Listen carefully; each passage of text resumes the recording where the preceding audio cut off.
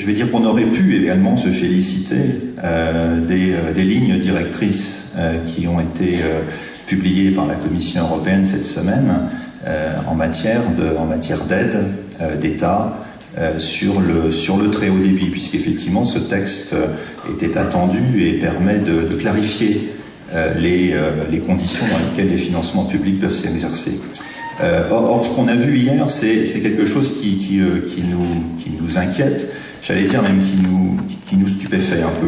C'est-à-dire que la Commission européenne a approuvé le financement public pour environ 60 millions d'euros d'un réseau à très haut débit dans le département des Hauts-de-Seine. Alors, cette décision nous surprend à plusieurs titres. Premièrement, c'est que l'ensemble des communes du Hauts-de-Seine se trouvent dans la zone 1, telle qu'elle a été déterminée par l'autorité. Et la zone 1, c'est la zone, par essence, dans laquelle il y a assurément une certitude de concurrence par les infrastructures jusqu'au pied des immeubles. Et donc, effectivement, les différents acteurs privés se sont engagés, et en tout cas pour France Télécom, largement, puisque plus de la moitié d'ailleurs, je pense exactement, des communes font déjà l'objet de déploiements significatifs par France Télécom. Donc ça nous interpelle effectivement très très fortement dans la cohérence entre la politique nationale,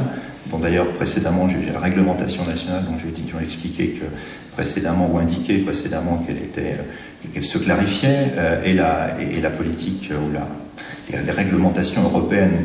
Ça nous interpelle aussi à un deuxième titre, c'est que la cohérence interne de la décision de la Commission européenne, dans la mesure où elle s'appuie sur ses propres lignes directrices, comme elle le met très bien dans son communiqué de presse, et que ces mêmes lignes directrices, je pourrais même citer le paragraphe, explicitent très précisément que, puisqu'il s'agit d'un service d'intérêt économique général qui a été de fait approuvé,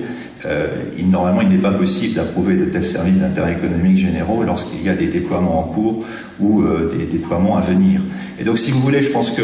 nous nous retrouvons très bien dans tout ce qui a été dit sur le risque d'avoir une fracture numérique de deuxième ordre avec la fibre. Nous sommes tout à fait déterminés à trouver les moyens avec nos collègues opérateurs, tout seuls dans certaines zones, avec les collectivités locales dans d'autres, pour effectivement